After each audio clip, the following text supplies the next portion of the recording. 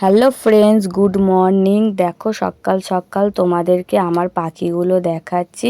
এই পাখিগুলো আমরা পুষি বাড়িতে। আমাদের বড় যে খাঁচা আছে, খাঁচায় বদ্রি পাখিগুলোকে পুষি।